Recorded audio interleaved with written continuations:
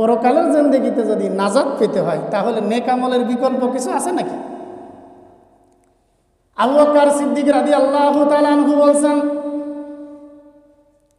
মান দাখালাল কবরি বিলা জাদ ফাকান্নামা রাকিবাল বাহরি বিলা সাফিনা।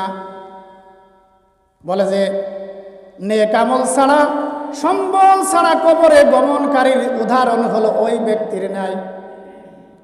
নেক আমল ছাড়া কবরে গমনকারীর উদাহরণ হলো ওই ব্যক্তির ন্যায়। ফাকান্নামা রাকিবাল বাহরি বিলা সাফিনা।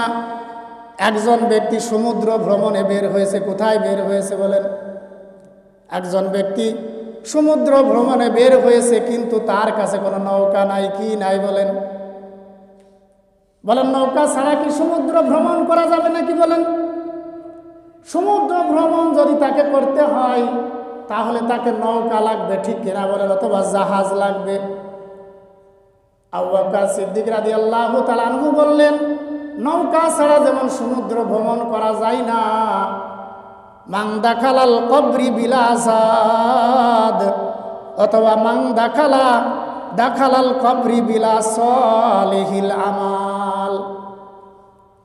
বলে যে তুমি যদি নেক আমল ছাড়া কবরের জিন্দেগিতে পাড়ি জমাও, দুঃখ কষ্ট ছাড়া তোমার ভাগ্যে আর কিছুই জুটবে না, ঠিক কিনা বলেন? সুতরাং যেমন নৌকা ছাড়া সমুদ্র পাড়ি দেওয়া যায় না, নেক আমল ছাড়া কবরের যে আলামে বারজাকের যে অনন্ত একটা জিন্দেগি আছে, এই জিন্দেগিতে যদি পরিত্রাণ পেতে হয়, শান্তি সুখের আবাসস্থল যদি আমাকে গড়তে হয়, শর্ত হলো নেক আমল করতে হবে, ঠিক কিনা বলেন? কি করতে হবে? নেক আমল করতে হবে। আসসালামু আলাইকুম। প্রিয় ভাইয়েরা আমার, আমি পবিত্র কুরআনুল কারীমের সূরাতুল বুরুজের খুবই বরকতময় একটি আয়াতে কারিমা পাঠ করছে। আল্লাহ রাব্বুল আলামিন ইরশাদ করেন, ইন্নাল্লাযীনা আমানু ওয়া আমিলুস সালিহাতি লাহুম জান্নাতুন তাজরি মিন তাহতিহাল আনহার। আল্লাহ রাব্বুল আলামিন ইরশাদ করেন, নিশ্চয় যারা ঈমান আনবে এবং নেক আমল করবে, আমি আল্লাহ রাব্বুল আলামিন তাদের জন্য এমন একটা জান্নাত আমি তাদের জন্য লিপিবদ্ধ করে রেখেছি। লাহুম জান্নাতুন তাজরি মিন তাহতিহাল আনহার। বলে এমন জান্নাত, যে জান্নাতের তলদেশ দিয়ে আল্লাহ রাব্বুল আলামিন নহর প্রবাহিত রেখেছেন। বলেন সুবহানাল্লাহ। জালিকাল ফাউজুল কাবীর। আর এটা হলো তাদের জন্য সবচেয়ে বড় পুরস্কার। বড় কি পুরস্কার? বড় প্রতিদান। তাহলে শর্ত হলো, প্রথম নাম্বার শর্ত হলো তাকে ঈমান আনতে হবে। দ্বিতীয় নাম্বার শর্ত হলো তাকে নেক আমল করতে হবে। কি করতে হবে বলেন? প্রথম নাম্বার শর্ত হলো তাকে ঈমান আনতে হবে আল্লাহ তাআলার প্রতি, পরকালের প্রতি বিশ্বাস স্থাপন করতে হবে। তারপরে নেক আমল করতে হবে। যদি নেক আমল করে তাহলে আল্লাহ রাব্বুল আলামিন তাদের জন্য এমন জান্নাত লিপিবদ্ধ করে রেখেছেন যার তলদেশ দিয়ে নহর প্রবাহিত রয়েছে। সুবহানাল্লাহ। প্রিয় ভাইরা আমার, জান্নাত যদি পেতে হয় তাহলে কি নেক আমল ছাড়া অন্য কোনো ওয়ে আছে নাকি? অন্য কোনো পদ্ধতি আছে নেক আমল ছাড়া? নেক আমল ছাড়া জান্নাতে যাওয়ার আর কোনো লাইন নাই, আছে নাকি বলেন তো? কোনো সিস্টেম নাই। জান্নাতে যদি যেতে হয় তাহলে নেক আমল করতে হবে। কি করতে হবে? প্রথমে ঈমান আনতে হবে। ঈমান আনার পরে কাজ হলো তাকে নেক আমল করা লাগবে। নেক আমল করার পরে আল্লাহ তাআলা তাকে জান্নাত দিবেন। কি দিবেন বলেন? জান্নাত দিবেন। দুনিয়ার জিন্দেগিতে যদি সম্মানিত হতে হয়, ইজ্জতের অধিকারী যদি হতে হয়, তাহলে কি করতে হয় বলেন তো? মানুষ আপনাকে সম্মান করবে, শ্রদ্ধা করবে, এরকম যদি আপনাকে অর্জন করতে হয় দুনিয়াতে, তাহলে দুনিয়ায় কি করা লাগে বলেন তো? দুনিয়ায় মানুষ কাকে সম্মান করে, কাকে ইজ্জত দেয় বলেন তো? যার টাকা পয়সা আছে। কি আছে বলেন তো? টাকা পয়সা যার আছে, ক্ষমতা যার আছে, তাকে মানুষ সম্মান করে না।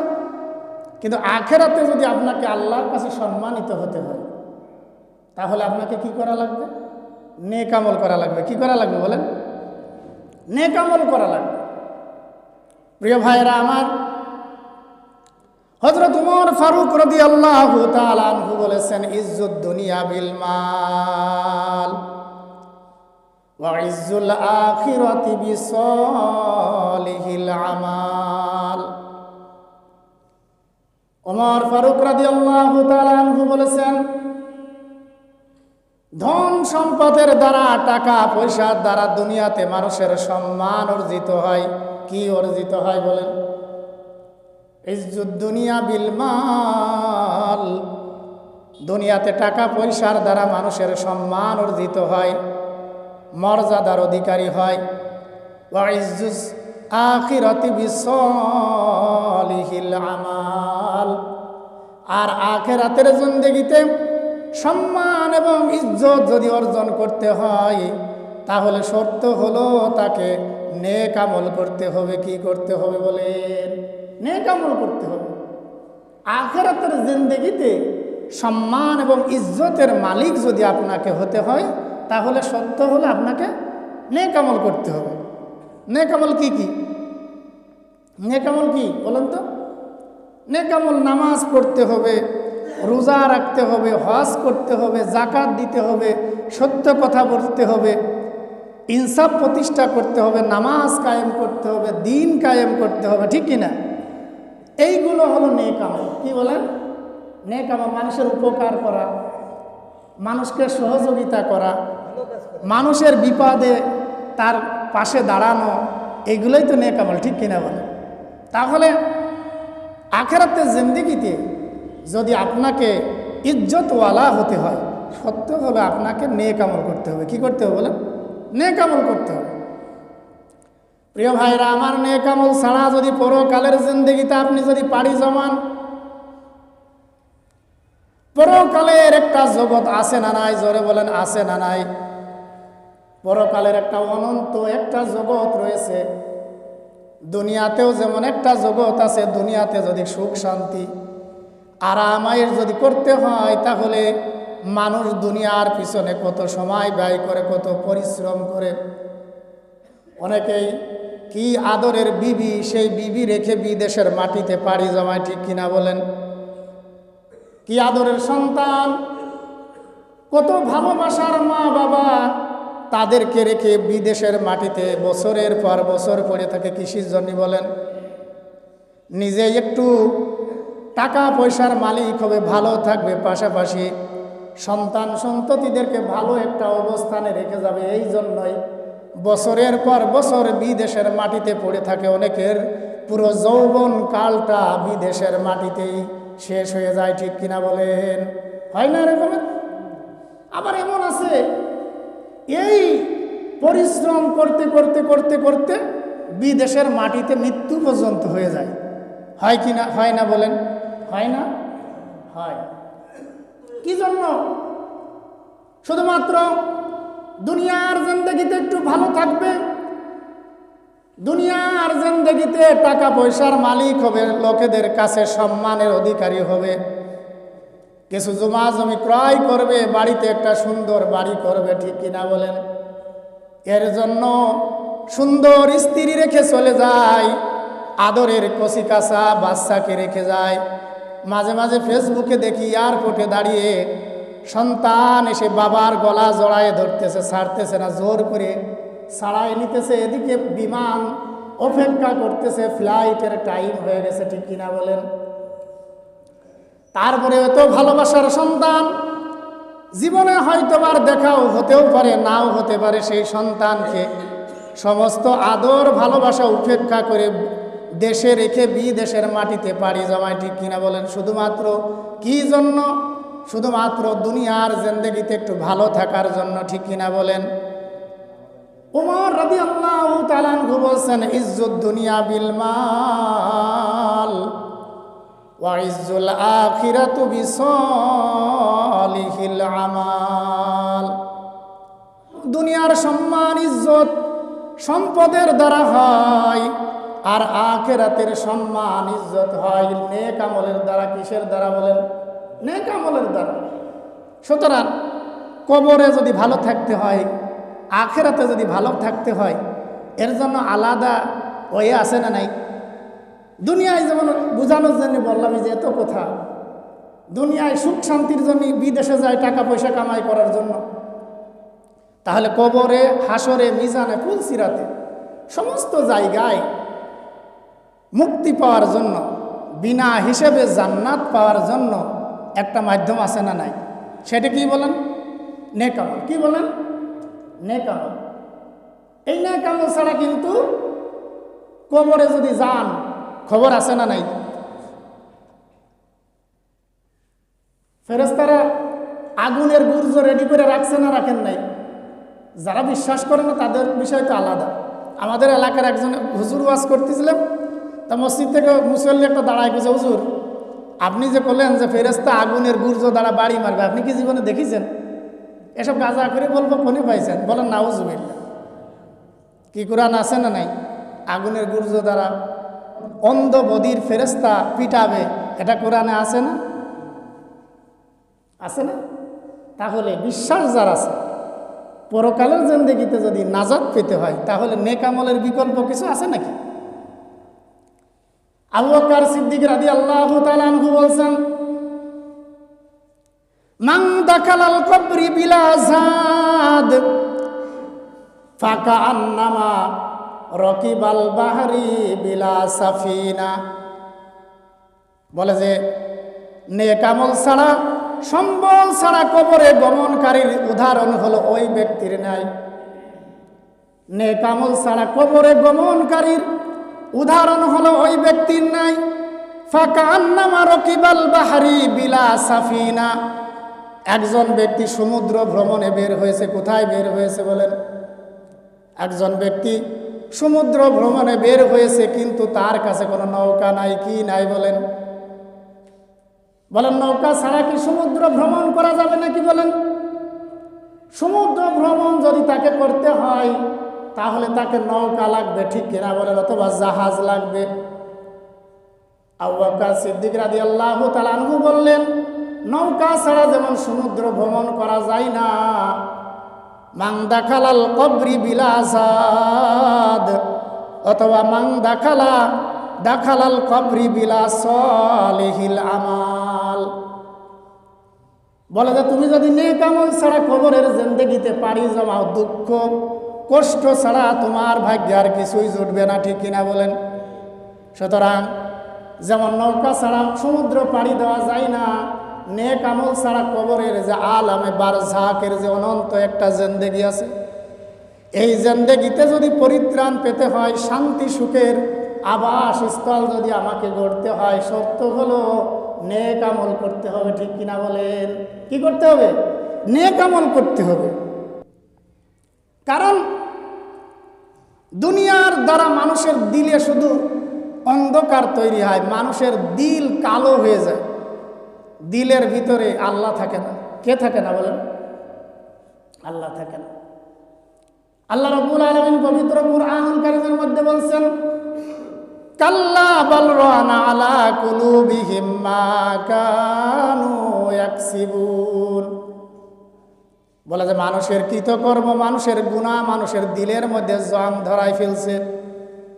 মানুষ যত বেশি দুনিয়া নিয়ে চিন্তা করবে, কিভাবে টাকা পয়সা কামাই করব, কিভাবে দুনিয়াতে সুখ শান্তি অর্জন করব, কিভাবে জমি জমা কিনব, কিভাবে অট্টালিকা তৈরি করব, ক্ষমতার মালিক হব, এই চিন্তার দ্বারা দুনিয়ার এই চিন্তার দ্বারা আখিরাতের কোনো ফায়দাই হয় না। বরং হযরত উসমান গনি রাদিয়াল্লাহু তাআলা আনহু বলছেন, এর দ্বারা মানুষের দিলটা কালো হয়ে যায়, অন্ধকারে ঢেকে যায়।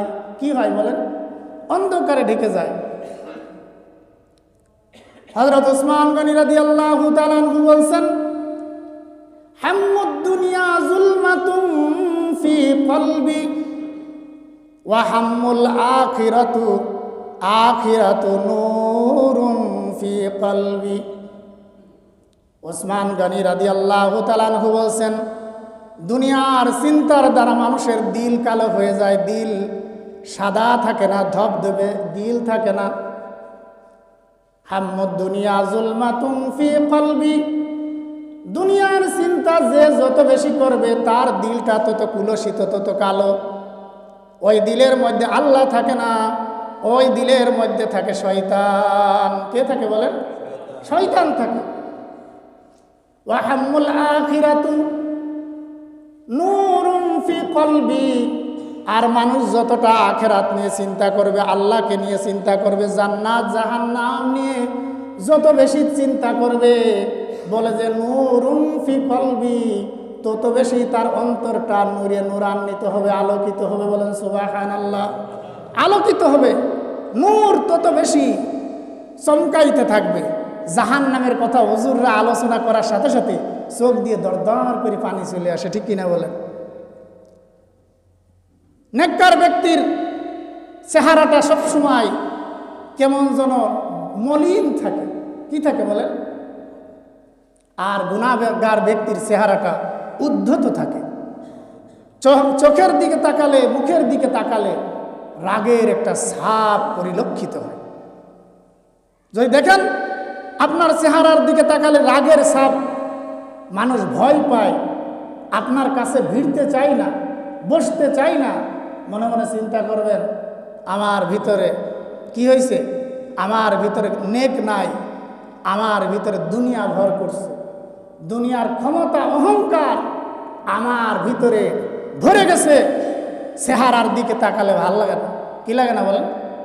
আবার অনেক কালো মানুষের চেহারার দিকে তাকালে দিলটা ঠান্ডা হয়ে যায়, ঠিক কিনা বলেন? আবার অনেক সুন্দর নূরের মতো চেহারার দিকে তাকাইলে শান্তি লাগে না, ঠিক কিনা বলেন? কারণটা কি? কারণটা হলো এই, ইন্নাল আবদা আখতা খতিয়াতুন নুকিতাত ফি কলবিহি সাউদাউন, বলে যে বনি আদম যখন একটা গুনাহ করে তার দিলের উপর একটা কালো রঙের দাগ পড়ে যায়। দাগ পড়তে পড়তে পড়তে পড়তে ওই দিলটা আর সাদা থাকে না, ওই দিলটা কালো হয়ে যায়। কি হয়ে যায় বলেন? কালো হয়ে যায়। এখন এই কালো দিল পরিষ্কার করতে গেলে একটা মাধ্যম আছে না নাই? এই দিলকে যদি তার পরিষ্কার করতে হয়, এখন শর্ত হলো ফাইন্না নাজা ওয়াস্তাগফার, তাকে গুনাহ থেকে ফিরে আসতে হবে, তাওবা করতে হবে। কি করতে হবে বলেন? তাওবা করতে হবে। তাহলে ওই দিলটা আবার পরিষ্কার হয়ে যাবে। কি হয়ে যাবে বলেন? পরিষ্কার হয়ে যাবে। মানুষ যখন মার গর্ভ থেকে যখন ভূমিষ্ঠ হয়, তখন সাদা ধবধবে হোয়াইট বোর্ডের মতো একটা সাদা দিল নিয়ে দুনিয়াতে আগমন করে। যখন গুনাহ লেখার টাইম হয়ে যায়, যখন সে বালেগ হয়ে যায়, তখন তার দিলের উপরে এক একটা করে দাগ পড়তে পড়তে পড়তে পড়তে একটা গুনাহ করে দাগ পড়ে, একটা গুনাহ করে দাগ পড়ে, এরকম হোয়াইট বোর্ডে দাগ দিতে দিতে যেমন ওই হোয়াইট বোর্ড আর হোয়াইট বোর্ড থাকে না, ব্ল্যাক বোর্ড হয়ে যায়। কি হয়ে যায়? হয় কি হয় না? ব্ল্যাক বোর্ড হয়ে যায়। বলে যে ওই সাদা দিলটা আর সাদা থাকে না, দাগ পড়তে পড়তে পড়তে পড়তে ওটা কালো হয়ে যায়। কি হয়ে যায় বলে? কালো হয়ে যায়। এই জন্য অন্তরটাকে যদি পরিষ্কার করতে হয়, তাহলে 3টা কাজ করতে হবে। কয়টা কাজ? জোরে বলেন, কয়টা কাজ? 3টা কাজ যদি আপনি করেন, তাহলে আপনার দিলটা সাদা হয়ে যাবে। প্রথম নাম্বার হলো মৃত্যুর কথা বেশি বেশি করে স্মরণ করতে হবে। আকসিরুজ যিকরা হাজিমুল লাজ্জাতিল মাউত, রাসূল আমার বলছেন, তুমি দুনিয়ার স্বাদ বিনষ্টকারী মৃত্যুর কথা বেশি বেশি পরিমাণ তুমি স্মরণ করো। মৃত্যুর কথা যত বেশি স্মরণ করবে, তত দিল নূরান্বিত হবে, দিল তত পরিষ্কার হবে। কি হবে বলেন? দিল তত পরিষ্কার হবে। দ্বিতীয় নাম্বার হলো আপনাকে জিকির করা লাগবে। কি করা লাগবে বলেন? জিকির করা লাগবে। আল্লাহর স্মরণ বেশি বেশি পরিমাণ করতে হবে। যদি এটা করেন, তাহলে আপনার দিল পরিষ্কার হবে। কি হবে বলেন? দিল পরিষ্কার হবে। লিকুল্লি শাইইন সিকালাতুন ওয়া সিকালাতুল কুলুবি যিকরিল্লাহ, বলে যে প্রত্যেকটা জিনিস ধৌত করার জন্য একটা রেত আছে না নাই বলেন? লোহায় যদি জং ধরে যায় কি করে বলেন? কামার আগুনের মধ্যে ঢুকায় তারপরে আগুনের মধ্যে ঢুকায় হাফর এরকম টানে, ঠিক কিনা বলেন?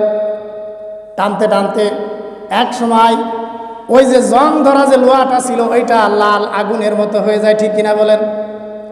এরপরে লোহার উপরে রেখে হাতুড়ি দিয়ে বাড়ি মারে, আগুনে অগ্নিদগ্ধ হয়ে লাল হওয়ার পরে যখন কামার যখন হাতুড়ি দিয়ে বাড়ি মারে বলেন, ওর গায়ে যে লোহা যেটুক ছিল আর বাদ বাকি যেটুক জং ছিল সেইটুক ছুটে ছুটে চলে যায়, কি যায় না বলেন?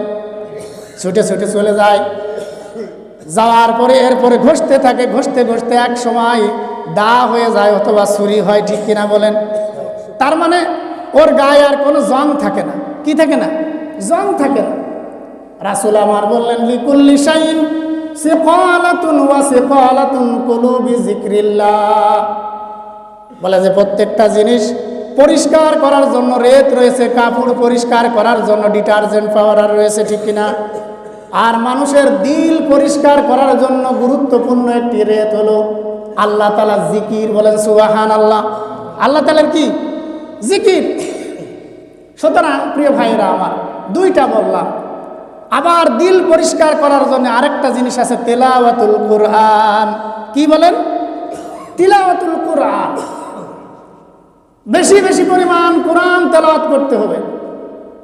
কোরআন তেলাওয়াত যত বেশি করবেন দিলের ময়লা তত বেশি সাফ হয়ে যাবে, বলেন সুবহানাল্লাহ।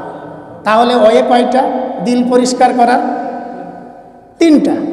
মৃত্যুর স্মরণ, আল্লাহ জিকির, আর 3 নাম্বার হলো তিলাওয়াতুল কুরআন। আল্লাহর কোরআন বেশি বেশি করে তেলাওয়াত করে, এর দ্বারা দিলের ময়লা পরিষ্কার হয়। কি হয় বলেন?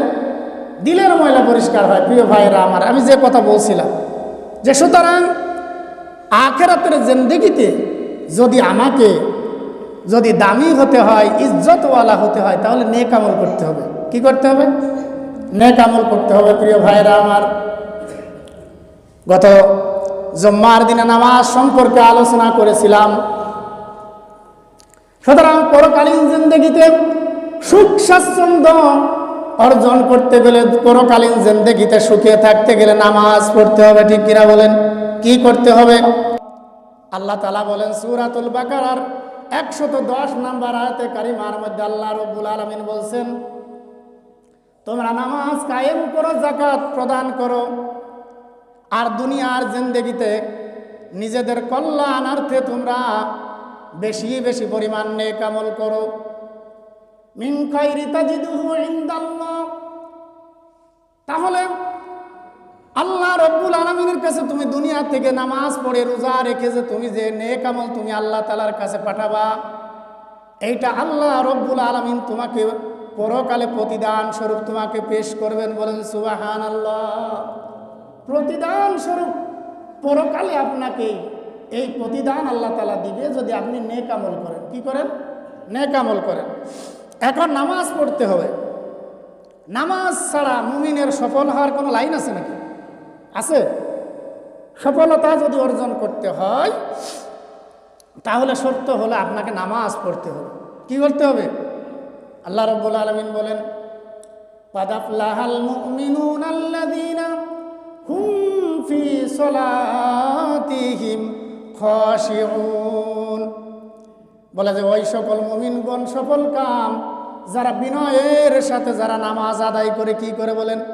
খুশু খুজুর সাথে, বিনয়ের সাথে সঠিকভাবে যারা নামাজ আদায় করে, এরা হলো সফল কাম, বলেন সুবহানাল্লাহ। কি মসজিদে আসলেই লাভ। কি বললেন? মসজিদে আসলেই লাভ। রাসূল সাল্লাল্লাহু আলাইহি সাল্লাম একটা হাদিসের মধ্যে বলছেন, মান গাদা ইলাল মসজিদি রাহা আব্দাল্লাহু লাহু নাজলাহু ইলাল জান্নাতি গাদান আও রাহা। রাসূল আমার বলেন, যখন কোন মুমিন ব্যক্তি দিনের মধ্যে যতবার মসজিদের মধ্যে গমন করবে, মসজিদে যাইবে, আল্লাহ রব্বুল আলামিন তার জন্য জান্নাতের ভিতরে ততবার মেহমানদারির বন্দোবস্ত করবেন, বলেন সুবহানাল্লাহ। আর যারা এই যে মসজিদে পিছনে পিছনে আসে আবার আগে আগে চলে যায়, এরকম এক গ্রুপ আছে না নাই? তারা কি লস হচ্ছে, তাদের আজকে একটু লসের কথাটা বলি হাদিস থেকে। মনে মনে চিন্তা করে আগে আগে যে বসে থেকে সময় নষ্ট করে কি লাভ? যুবকরা মনে করে এই সময় একটু মোবাইল চালাই, কেউ কেউ দোকানে বসে গল্প করে একটু কাজটা করি।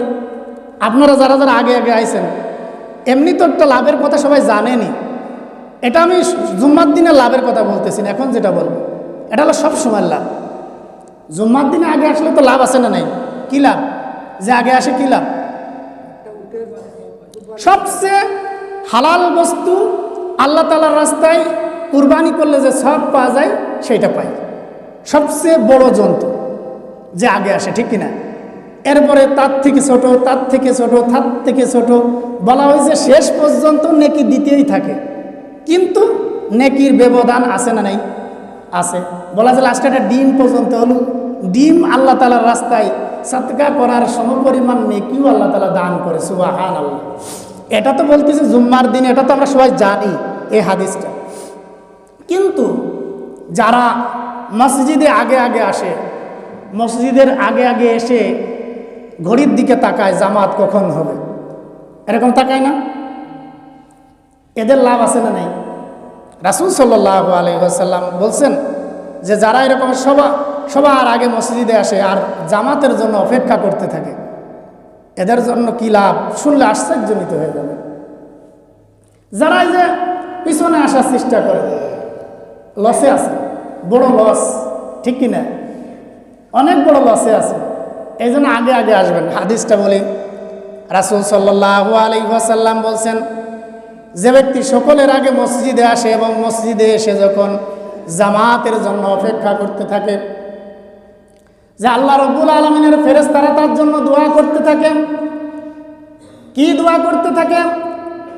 এই দোয়া করতে থাকে আল্লাহুম্মা গফির লাহু, আল্লাহুম্মা রহমহু। ফেরেশতারা ওই ব্যক্তির জন্য আল্লাহ তাআলার কাছে দোয়া করে, মাবুদ গো, আপনি তার জিন্দেগির সব গুনাহ মাফ করে দেন এবং তার প্রতি আপনি রহমত নাজিল করেন, বলেন সুবহানাল্লাহ। যারা আগে আগে আসে জামাতের জন্য অপেক্ষা করে মসজিদে বসে থাকে, এদেরকে আল্লাহ তাআলার ফেরেশতারা এদের জন্য দোয়া করে, আল্লাহুম্মা গফির লাহু, আল্লাহুম্মা রহমহু। সহিহ হাদিস। এই জন্য প্রিয় ভাইরা আমার, আগে আগে আসবেন। আগে আসলেই লাভ। কি বলেন? আগে আসলেই লাভ। যারা দূর থেকে আসে এদের আরো বেশি লাভ। এদের প্রতিটি কদমের বিনিময়ে আল্লাহ রব্বুল আলামিন একটা করে নেকি দান করতে থাকে, বলেন সুবহানাল্লাহ।